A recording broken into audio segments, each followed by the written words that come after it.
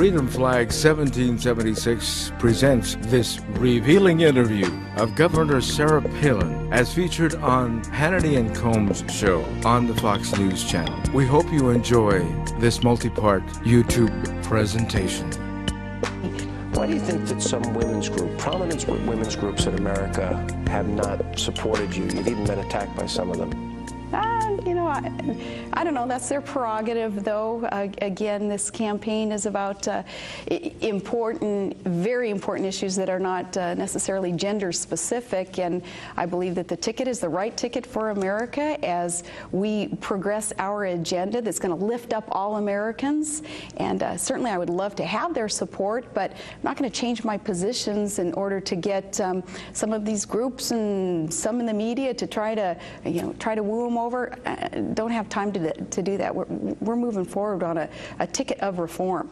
Let's talk about Senator Biden, your counterpart. Mm-hmm. He's spent over 30 years in the Senate. He's been on the Foreign Relations Committee.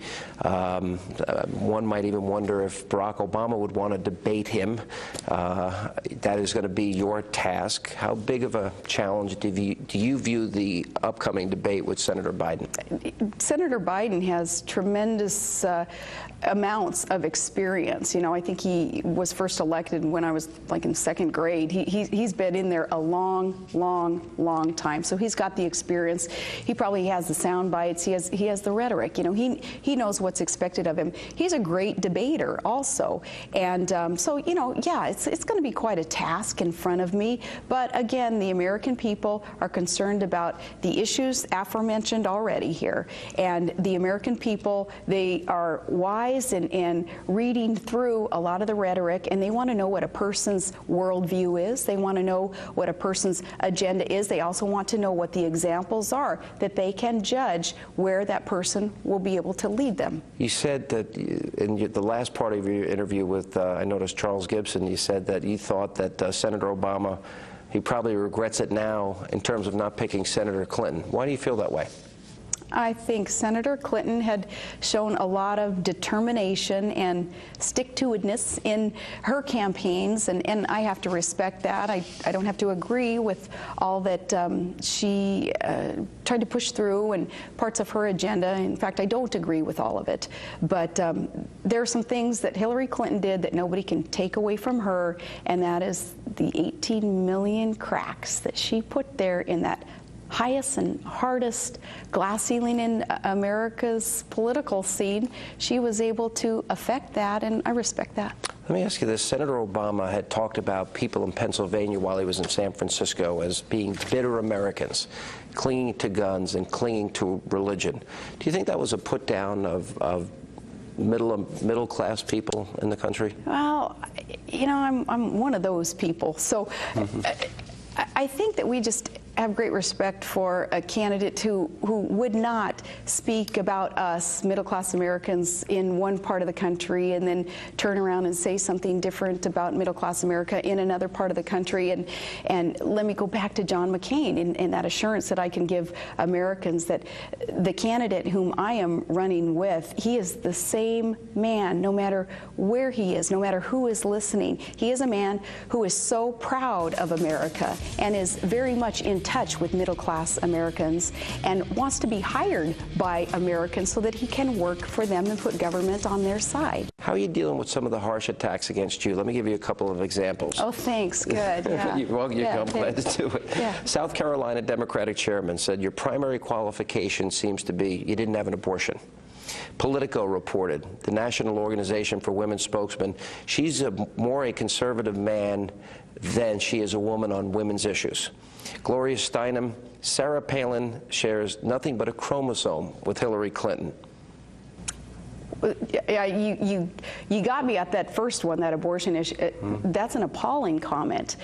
You know, though, the shots that I'm taking, I know what the truth is, and I know what my convictions are and my foundation is, so I'm fine there. I'm fine there. But the shots that perhaps our campaign has taken, it's nothing compared to the shots that some people across America are taking today, the things that really matter. Somebody worried about losing their house because of Wall Street collapses, somebody worried about losing their job or being able to pay for their child's health care coverage, or a parent perhaps having lost a son or daughter in battle. Those are the shots that matter. I'm going to keep it all in perspective. There is, Ed Rendell said the coverage of Barack Obama in this campaign was embarrassing. Democrat. Mark Penn, Clinton pollster, he said that the media is on dangerous ground so far. They're the biggest losers in this race. Scott Rasmussen had a poll. 69% of people are convinced that reporters are trying to help the candidate they want win, and 5-1 that's Senator Obama. Do you see media bias in this campaign? I don't know, but a conservative candidate has got to know what they're getting themselves into in the world that we are in today. And you know, I knew, putting my name on the dotted line there, saying, yeah, I'm willing to serve. I knew what I was getting into, and you can't whine about it. That doesn't do any good, and you got to grow thick skin. I was telling a couple of our campaign people the other day, I said, you see this? You think this is just baby fat, right? From having Trig 4 months ago. No, it's some thick skin in there also. Let me ask you this, because there have been a number of controversies. I'll let you give a quick reaction to them, that have, as the 30 mini army of reporters and op research people of the Obama campaign, did you ban books in the Alaska Library? Did you try to ban books in the Alaska Library? No, but I got a kick out of that one also. Yeah, no banned books, no desire to ban a book. That list of banned books, though, that we saw there that included Harry Potter, which of course had not even been written or published before I was in there to be accused of banning these books. No. It's false. False. Never part of an effort to secede, have Alaska secede from the Union. No, false. Always been a Republican, not been a part of a party that has wanted to secede. Did you only want to teach creationism in school and not evolution? No. In fact, growing up in a school teacher's house with a science teacher as a dad, I have great respect for science being taught in our science classes and evolution to be taught in our science classes. You weren't supporting Pat Buchanan for president. You did have a button on. I did wear a button at his book signing or one of the events, because here a presidential candidate coming to little old Wasilla one year, and we all showed up. It was an honor to see anyone of that stature, come to our city. All right, the bridge to nowhere. Yeah. Did you originally support it, and did you change your view on it? Because the Democrats are saying, no, she originally supported it, and she said she opposed it. Well, I killed the bridge to nowhere, and I think I ruffled some feathers there also with our congressman who had been requesting that bridge for so many years.